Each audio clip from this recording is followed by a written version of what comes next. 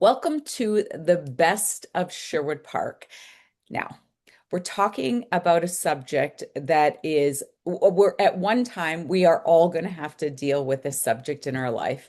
It's not necessarily having to deal with death, but the transitions of all of us at one time or another having to deal with it with ourselves or family members. I am here today with Ginger Bitson. Did I say that right? No, Oh, Bitzer. Bitzer. Oh, Lordy. See, this is what happens. I am here today with Ginger Bitzer, and I am very excited because she is the founder of Nana's Navigator. I love the name, by the way. Thank Um, you. we met at a mingle and jingle, which is again, I love hmm that as well. And it was an opportunity for us to network with women in our area. And I absolutely fell in love with Mm, the opportunity to know more about what you do. I think this is untapped. I think that we need to understand who you are, where you come from, mm, and why you found such an incredible niche for our aging population. So Ginger, just tell us who you are, mm, how you got into this, and hmm why this is such an important project for you. Thank you so much. It's been a pleasure getting to know you as well, Kim, and I'm just so grateful for this opportunity. It's interesting when you asked me if I'd be willing to be part of this conversation. There was a part of me that inside is like, yes, yes, I want to tell everybody about what I feel like is so important, and so sharing this has been such a blessing. So, when I look back and I think about where did this come from? Why am I doing this? I must admit, it comes from being very, very close with my grandparents. Mm. And it will be an interesting conversation today just to see how I do with being emotional because there is such a personal tie to why I'm doing what I'm doing. In fact, it would have been my Nana's birthday tomorrow. So when you asked me to do this and we picked this date, I'm like, yeah, Nana's going to be with me when I do this podcast. So I grew up really, really close to both sets of grandparents. I was a farm girl in rural Alberta. And growing up in that environment, love was a responsibility. It was looking after your neighbor. It was helping people out. It didn't matter what their story was. You were always there to kind of give and help and be their support. And so that was my upbringing. That was naturally who I grew up to be. It was interesting professionally. Obviously, I went into similar fields as I graduated and did post-secondary. So I started out working with those living with different abilities, and I did that for 15 years. And then there was an opportunity in our small rural community to open up a seniors home. And I wasn't at the time thinking that was going to be my journey, but I knew that it was a great opportunity and it was time for me to try something new. And so I luckily got the job and we opened up a supportive living, what would have been known at that time as the DSL and DSL D 4D home where folks lived who had, certain needs that needed to be met in an area where we were able to provide health services. And we also had independent suites in that same building. And so folks were able to live independently. And as their needs changed, we went into other parts of the building where we had care. So different backgrounds from health, community services is kind of where I've spent the majority of my professional career. I did transition in that organization into their human resources. So actually my professional designation is human resources. And so yeah, it's kind of been who I have been my whole life. But definitely being so close to my Nana and being part of her journey and my grandma is definitely brought to why I've started Nana's Navigator. Yeah. And let's dive into Nana's Navigator because, like, God bless you. My auntie was in a situation just recently where she Mm, needed some help navigating her husband moving from home where she couldn't take care of him to some type of long-term care for himself. hmm And I honestly, like, our family hasn't had to deal with this. hmm Luckily, and I had nowhere, I didn't even know where to start. So tell us about Nana's Navigator. What is like, when do you get involved, and how can you help people like me and even the people that still want to look after their long-term care? So definitely, if I can maybe start by saying why I'm doing this specifically from what I had my aha moment, it Yes. may resonate for families to feel like, oh, that's our moment. I didn't even think that there was opportunities to find support in that moment. So after I had been in the system for so long, at the end stages of my Nana's journey, she asked me to be her person. Because I was in the system and knew who was who, what we call in the zoo, and because she trusted me knowing how to navigate that, she asked me if I would help her with some of those decisions later in her journey. And it was through that experience that I couldn't believe how difficult it was to navigate as a family care partner and being in the system. I walked away from that moment, and it was over several months, and I was it emotionally impacted me because I thought, how are families actually surviving in this experience? And so that's when I kind of thought, okay, I need to get out of the system and I need to start Nana's Navigator. So my hope is that families and people that are looking at changes to their health and transitions, that they start asking questions early on and that they do not wait until the crisis moment, because often that's when emotions are high. Choices are time limited in some situations. And so when families are supporting a loved one or somebody's actually knowing themselves that they're needing more care, to start asking those questions: who can I talk to? What options might I have? Are there other options outside of the traditional model that I might be able to access? So it's really about any stage of a person's change in health, home, whatever community services they're looking at, that they can reach out to navigators like myself and we can help them with their options in their own local community. Okay, that makes sense. Okay, so let's start here. So, what are the most common family situations that they reach out to you? Hmm. Excuse me. It often is my mom is in hospital and they say she's going to be discharged soon. I don't know when, and I don't know what happens next. Like what happens.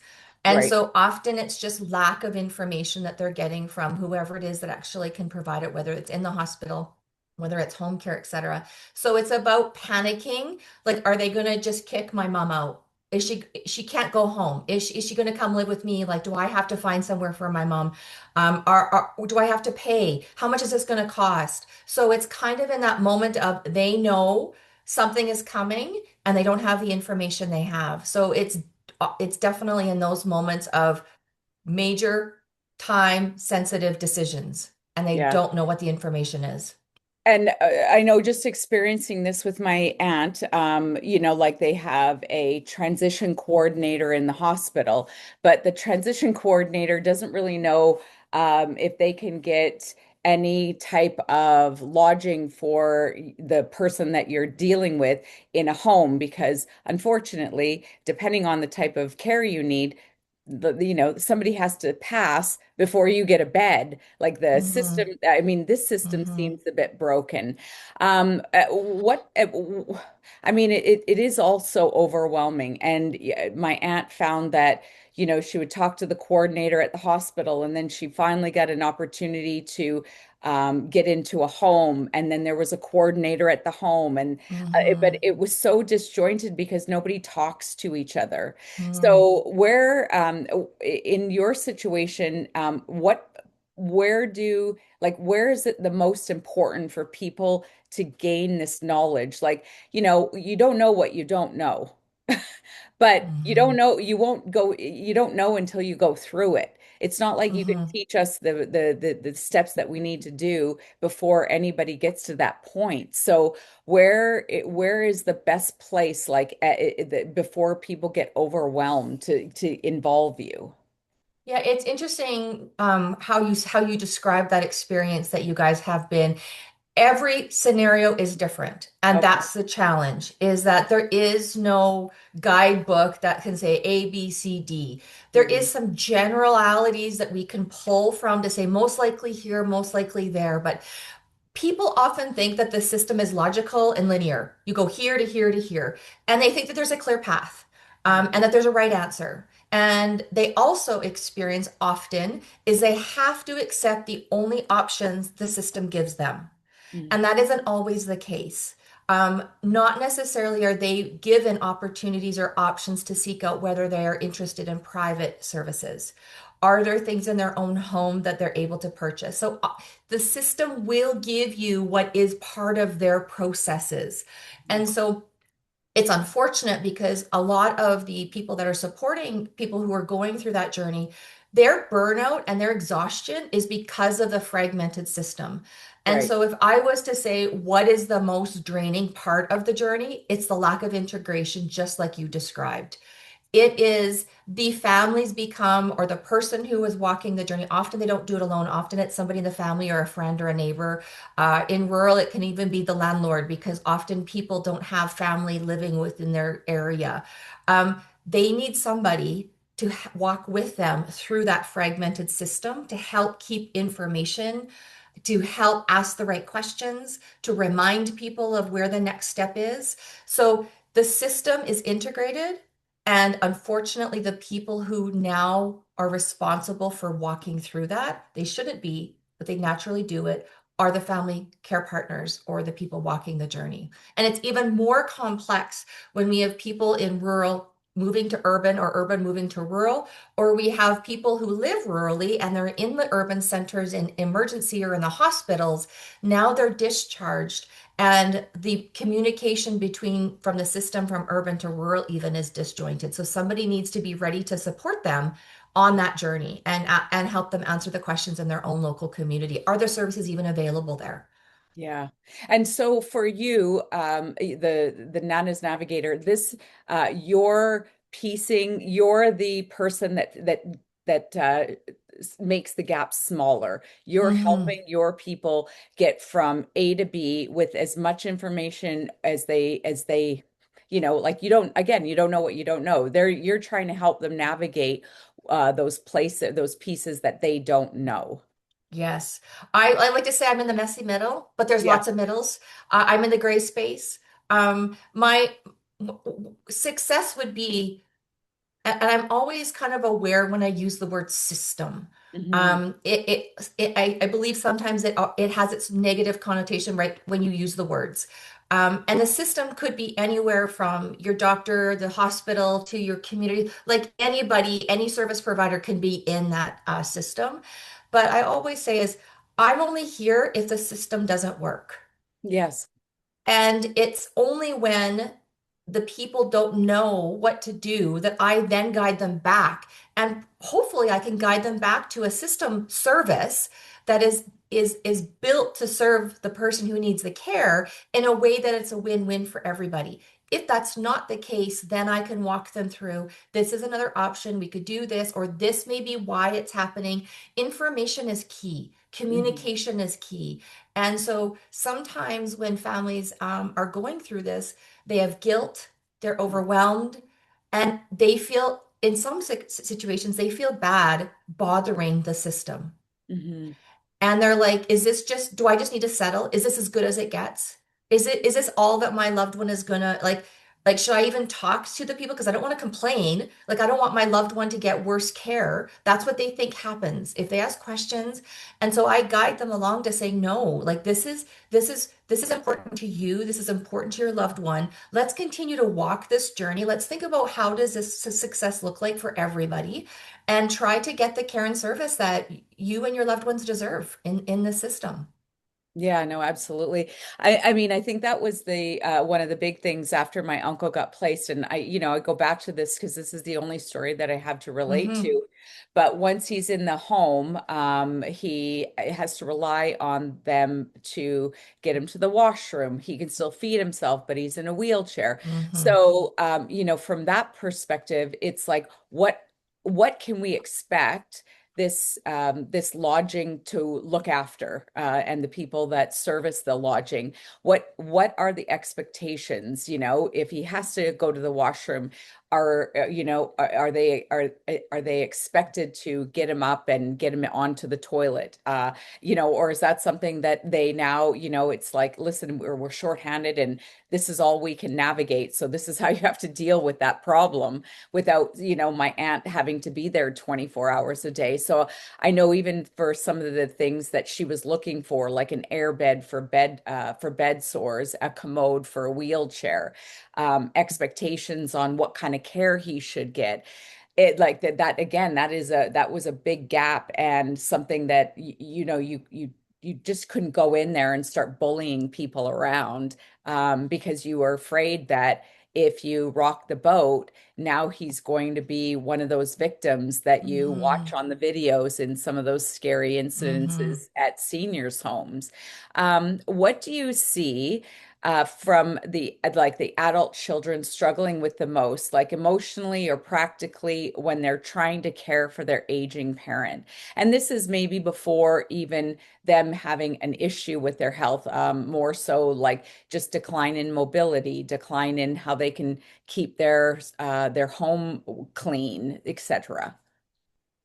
Can you cut out just a little bit in the very Oh, beginning? So can you just repeat the question again about what it is with the children? Can you just do that again, please? yeah, you bet. What advice do you have Mm, for people that are caregivers, mm-hmm, that are managing their aging parents, mm-hmm, physically, emotionally? mm-hmm. Yeah, definitely. It's a very important that um, you start the conversation. Often it's incredible, even just a 15-minute conversation to ask the question, Mom, what's important to you? If these are some of the challenges you start experiencing, how can I support you? Da da da da da da. And so having those conversations on a regular basis and not often what happens is when it's the person's uh, needs are changing. If they start feeling like they're being sent somewhere or somebody is telling them, so it's all about the ongoing conversation and be interested in joining them on their health journey with the medical professionals if they allow them to invite you. It's really important to say, Mom, I really want to learn a little bit about what your journey is. Is it okay if I join you at your doctor's appointment? I want to hear a little bit about what does this mean? What does this look like? What can we expect? How can we help you? And when it becomes a partnership, those will be quicker wins than if it becomes a push and a pull. And often what we can do is we can bring in those services into the home because many times it's I don't want to leave my home. Mhm. And I think that my only option is there because I get a sense, whether it's media or people around me, or it's at when I'm out with my friends, "Oh, don't go there." Like and so everyone assumes it's doom, right? And so I often suggest to people start touring homes. If you already know somebody in them, start visiting there, and start seeing if that's your thing. I've had one family, one couple actually, they're probably not interested in moving into a independent like living arrangement where there's hospitality services for a few more years, but they've already started touring. Right. They're in their later stages. They don't have a lot of family around. They've had some bad experience with their parents, and they just said, Ginger, I want you to come in and at least walk around some of these places. We want to get a feel for what this is like. And so I always suggest families kind of decide who has that relationship already with the mom or dad or the aunt and the uncle and start being part of their journey and it be an interest, not we need to get you somewhere, mom, because I'm noticing a decline. It's, Mom, how can we help you? What does that look like? Um, and trying to have them explore if going into some sort of supportive living arrangement is on their wish list or something that they wouldn't mind considering. Start touring it and asking questions before it's a choice on their plate today because they can't go home from hospital because of a change of health need. Yeah. And you know what, that's such great advice because my mom is still healthy, but she lives in BC. And Mm-hmm. even as you're talking about this, it's like, yes, I need to be more active, proactive than reactive. It's one thing to have a DNR in place, but Mm-hmm. that we've got a big, there's lots of things that Mm-hmm. can happen between here and a Mm-hmm. DNR that you need to Yeah. participate in. So yes, you're absolutely right. I really love that advice. Let's talk about because you don't want to be in a situation ideally where you're having to, cattle prod your parents or your parent out of Mm-hmm. their home into a place where they're really not comfortable or they're feeling hesitant because they've declined mentally or physically. So, Mm-hmm. I mean, ideally, you'd love to be in a proactive situation.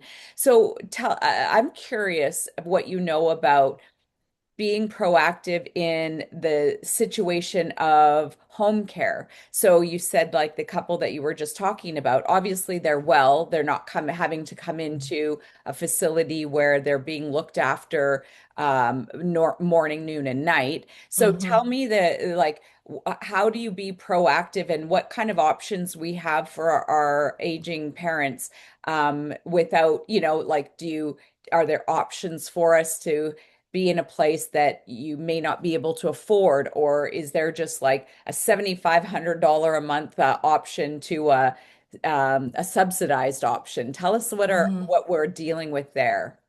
Mm-hmm.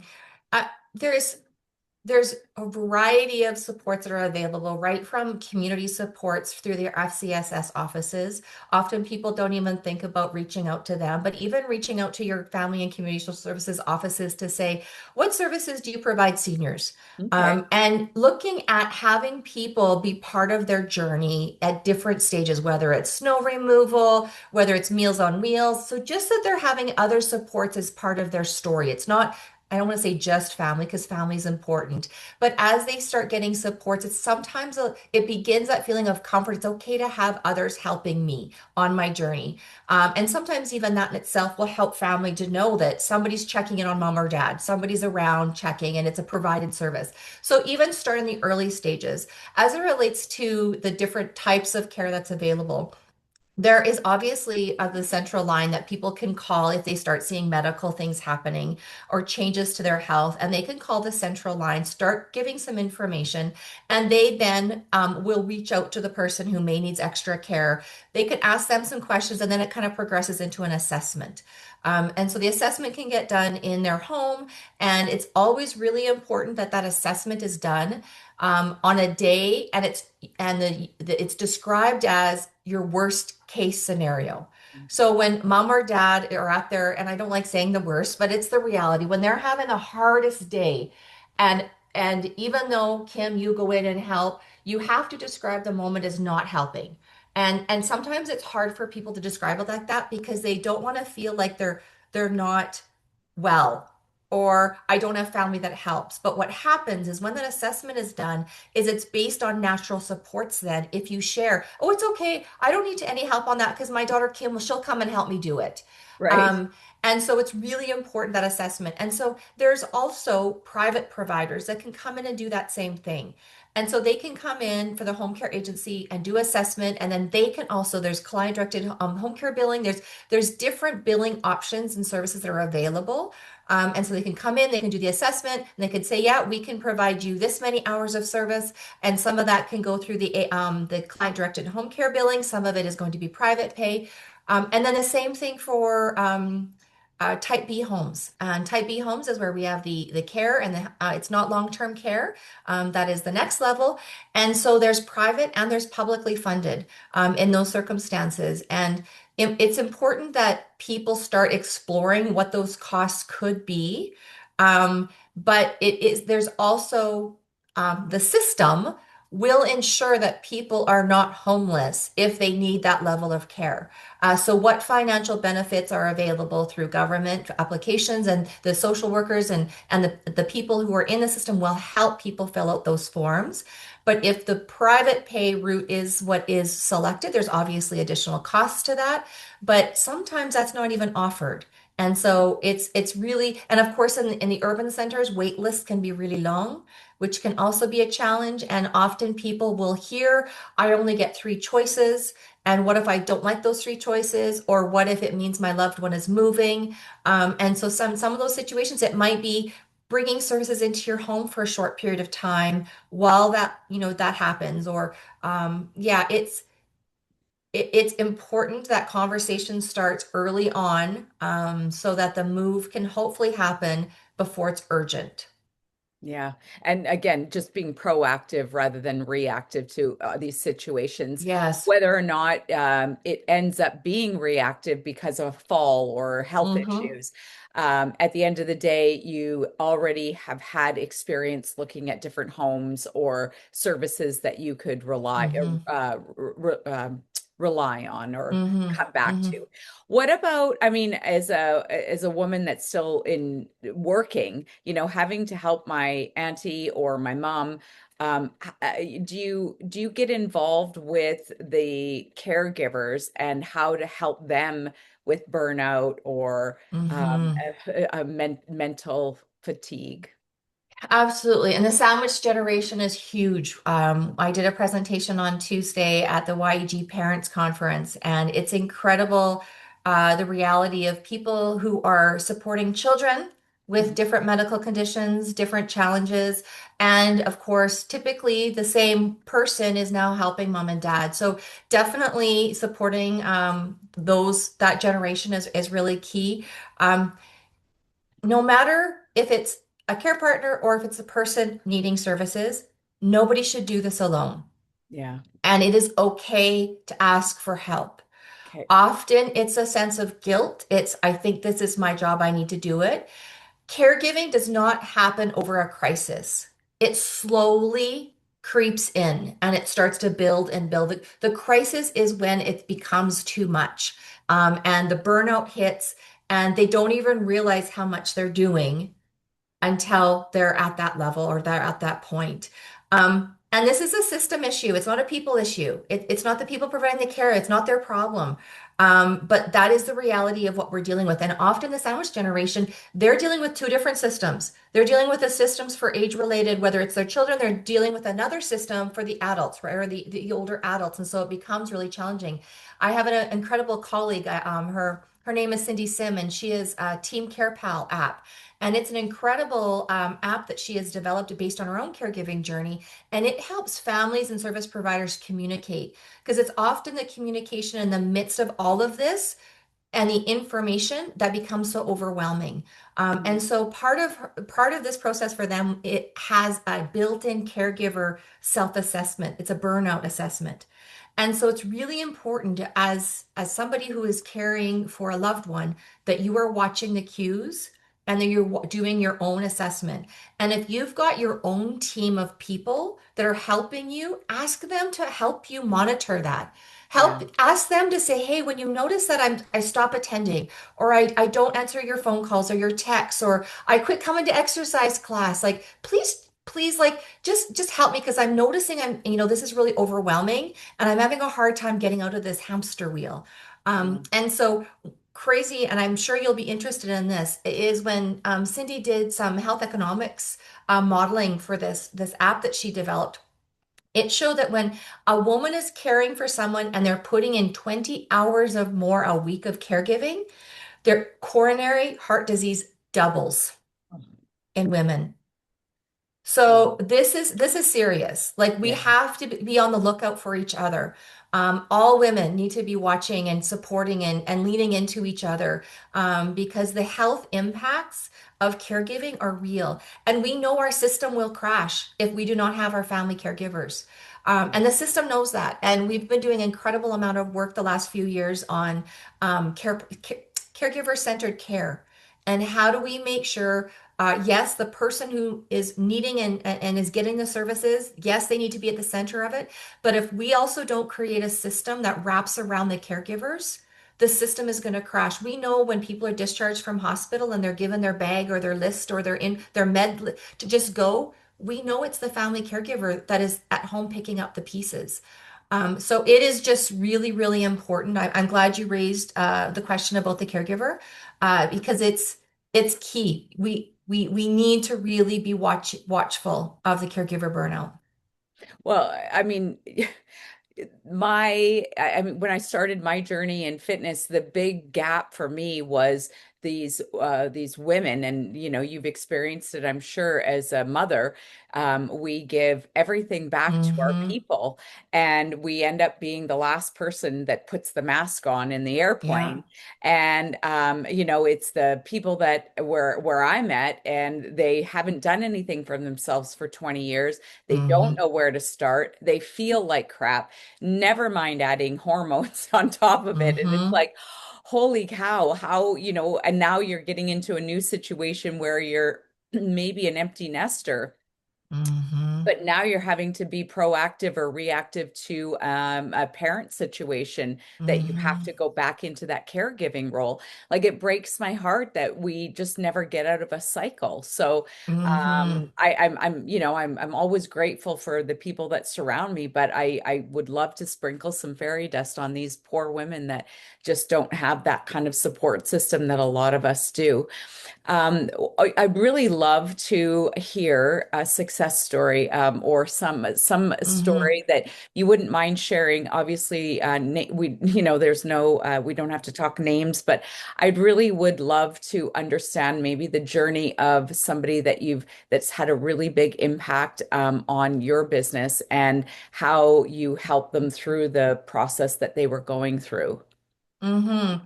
Yeah, there's definitely been a few stories along the way that put a smile on my face. We definitely have those that, they pull my heartstrings because I wish that I could make all of their troubles go away. And I wish that I could change vacancy rates, and I wish that they would have all the information. But it's the small little itty bitty wins and the smiles. And I try to really embrace the moments of ah, Mm, and they can come after a 15-minute conversation. right. So I do a discovery call for 15 minutes, and we kind of talk about what is the situation. I share a little bit about how I think I can help them, and then we can move on if they're interested into the actual consulting piece. And the amount of times after 15 minutes, people just say, I didn't know that this could be this easy. I Mm, didn't know that there was this many options that I had to choose from. Thank you. And so I recently had a conversation with I'm going to call her a young mom. I think I'm aging, so it seems like there's more young moms than there used to be. Uh, yes. but it was interesting because she called me over her parents' health challenges.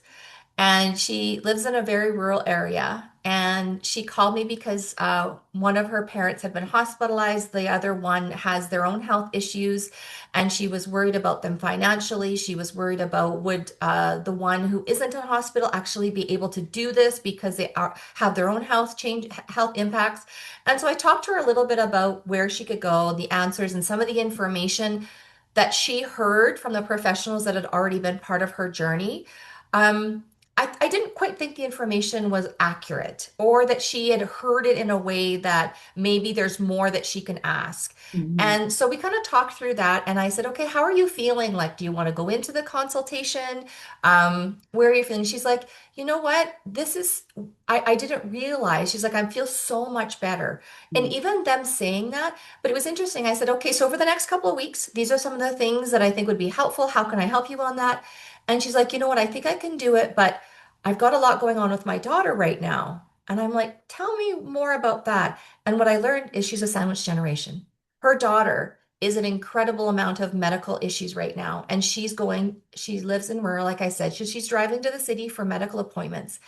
And knowing that that is her story and her being able to say in 15 minutes, I feel so much better. I think I can handle this now. I like that in itself, like it just warmed my heart because I'm sad that people have to get to that point, but I'm so glad that it was a conversation. And that's why I said, earlier on, like reach out to your people. It doesn't always take a navigator, right? It sometimes is just somebody listening and you feeling like, oh, okay, I can do this.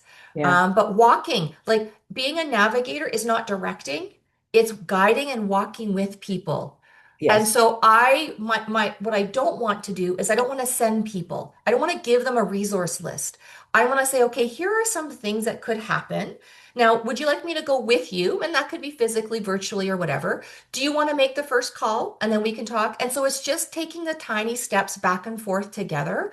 And so that was that was a great call to have. And another one that I've had that really felt good is there was a family of three at different, like one was a niece, one was a brother, and one was, I think, a sister-in-law. I can't remember, but there were in three different uh, parts of Canada. Two were different parts of Canada, and one was in the States. They were, what do you call them when you go south for the winter? Oh, Snowbirds. snowbirds. Yeah, Yeah. snowbirds. And the person that they were all caring for lived in a small area in rural Alberta. And they had no idea how they were going to help their family member, knowing that all three of them, that were all part, that she had wanted part of her journey, were in different parts of Canada and then, of course, in the States. And so we walked through the process virtually. I looked at at the local opportunities for this loved one to build access supports, and we were able to do the whole experience virtually. And they didn't have to uproot themselves. They didn't have to do any traveling. They felt because they had some guilt that they weren't there to help that person hands on. But we connected them to a really good local service provider. We got some good movers in, and we got a companion to come and walk through the journey with their loved one for I think it was 2 months, and they were able to move her into a home there that they were very happy with. And to me, that's what this is about, is helping people no matter where you are navigate and to be able to get comfort and know that the person who needs the service, but they didn't even know who to ask for. They didn't even know who to call. They didn't even know, like, are there movers? Who do we have that we can call? And so it's about bringing the services to wherever they need to be provided, but it's about helping people feel comfortable with that journey and know what questions to ask. Yeah, absolutely. And that's, I mean, really, that's what I've learned the most in, meeting you and then having this experience with my auntie Mm-hmm. and her experience with my uncle and the hospital, the lodging. Mm-hmm. It's been incredible. And honestly, a peace of mind as one of the caregivers for my aunt. I always think it's a trickle down effect, that she's looking Mm-hmm. after my uncle, I'm looking after her. Mm-hmm. So Mm-hmm. you've got this waterfall of support that Absolutely. that starts from the top. So having you as a resource for her to say, listen, I don't have the answers, nor Mm-hmm. unfortunately do I have the time to be on the phone trying to find Mm-hmm. because I'm not involved in the day-to-day decisions that she would have with the caregivers that look after him. So Mm-hmm. I need you to have a one person contact so that you aren't bouncing off 10 different Mm-hmm. people trying to Mm-hmm. figure out who's giving you the right information and how to move the cog forward. So I really did appreciate I mean I always think God puts us in the right place at the Mm-hmm. right time, and Mm-hmm. he certainly did that when we met, and the timeline of having your experience with my aunt was just a Mm-hmm. blessing. Let's talk. I mean, and if you don't mind me interjecting in a little bit about your coaching, because the navigator, the coaching, a lot of the coaches that are, in the world now, because we do see a lot of coaches and it falls under one big umbrella. But I want people to understand that we all have a specialty. Like, you're not talking to people about their health and wellness. You're trying to get them from here to here. Mm-hmm. And Mm-hmm. then you have people that are looking after, the small little mental health, and people that are looking Mm-hmm. after fitness and nutrition. And so you've got Right. all these different blocks of under this coaching umbrella. I think it's important to really identify what you're looking for, and you've really targeted a niche that I believe is just so untapped. I'm so excited for you to be able to watch this journey and to know that this is a new Mm-hmm. journey for you from going from corporate to going out Mm-hmm. on your own. I just Mm-hmm. think it's going to be an incredibly successful endeavor for you. I mean, and it's a Mm-hmm. passion project. Mm-hmm. Yeah, absolutely. And it's been incredible to see doors open, and it's been incredible for people to reach out and walk with me on this journey. And that's what I just love about, especially some of the groups here in Sherwood Park. Like women are really trying to help each other out as they go along and try to figure out what does this look like as a being an entrepreneur. It's a brand new journey for me, but it when you know it feels right. The right people come along the journey with you, and that's what I wish for the families and those that I can serve and support is I might not be everything that they need, but I will walk with them and help them and provide what I can on their journey and try to connect them to the right people, like you said, in the different specific areas. And I will be still there if that didn't work out. Okay, let's try something different. Let's go see if we can find somebody else. But the more I've explored this past year, the more I've realized how many amazing service providers are out there, how Oh, many people are actually trying to do their best with what they've got. And if mhm. we all go to the table or to the conversation with that assumption, I know there will be more wins for everybody. And so I try to help families and I try to help service providers because often I will work with service providers as well because that's where I come from. And Mhm. so if I'm dealing with a situation where, there might be some disconnect or some frustration from the family and the family has been open to me working with the service provider or talking to them, often I'll bring them together to say, hey, I think this is a misunderstanding. Can we figure this out? Because I think if we had all the information, we wouldn't be struggling with this. And I have gotten lots of feedback from service providers to say, wow, I didn't even know that they thought that, or I didn't even know that was a misunderstanding, or thank you for redirecting them to the right place, because often families don't know where to go. And so because I've been in the system, I kind of have an idea on who the family should go talk to in the care industry, specifically, roles in the type B homes. And I really encourage them to have healthy relationships. So I say to families, who there do you already trust? Who there is one of your people? Go talk to them. Because if you believe that they have the right mindset and the right reason for doing what they're doing, then work with that relationship and build that. So it's all for me about relationship and connections. Yeah, absolutely. The concierge. Mm-hmm. I Mm-hmm. think that as you spoke about your Nana and your caregiving with her, and Mm-hmm. obviously the history that you've had in the industry. Again, I think this is an incredible resource for so many people, and the Mm-hmm. fact that you can do it online over Mm-hmm. that virtual.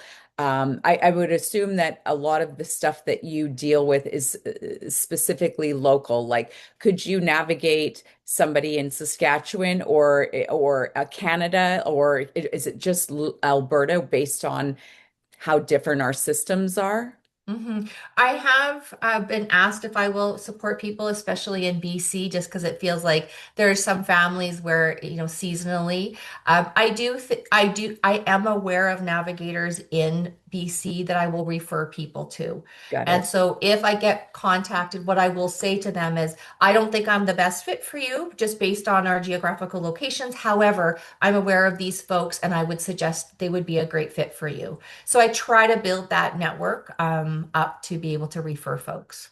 Yeah. Let me just end with this last piece. hmm So I'm curious to know to what extent, where's the end for you? Is that, hospice? Like how far do you take this journey with your families? As long as they reach out to me and ask for my support, there is no Okay. end because it really is about the journey with them at whatever stage it is. So at this, I will say I haven't had families reach out after the passing of a loved one Right. because often the services and supports that they would need during that part, they've already been on that path. So there, there's end of life support, there's palliative support. Another great resource for folks is Caregivers Alberta. And so it's often getting them with the right people on that journey. But yeah, I'm here for anybody. For as long as they call me, I will do what I can to support them. I don't want to think about an end because I just love helping and Yeah, supporting people. and isn't that the best? I mean, that certainly is Hmm. my love language. And I think that's why I absolutely love what I do. And I do believe I'm a concierge, somebody that closes the gaps when I find Hmm. people like you. It's like we need to tell the world because Hmm. they're at my age, my family is aging. And Hmm. I don't want to have to try to figure this out from ground Hmm. zero. Hmm. So thank you so much for your resource and being here today. Is there anything that I've missed from the perspective of like, I'm going to make sure that, on the podcast that they'll have resources back to you, how to find you. Is there anything that I've missed from the services that you provide that we haven't spoke about? No, I don't think so. It's Okay. definitely no, I think we've covered it all. So thank you very, very much. I appreciate it. I just want really I want the takeaway to be Yes. nobody should do this alone. Like I Mhm. really want people to recognize and be okay with that. It doesn't have to be a large group of people that you ask for help from, but it's really important that you do not do this alone. You are the backbone to this system and you are the backbone to how your loved one is going to be able to walk this journey. And so you shouldn't carry all of that on your own. So I just really ask that people reach out to find their people. Absolutely. Okay. Ginger, thank you for your time and I appreciate you and I will look forward to just watching you grow. Mm, thank you so much, Kim. It's been a pleasure, and I look forward to getting to know you and the work that you're doing as well. So thank you. Thanks.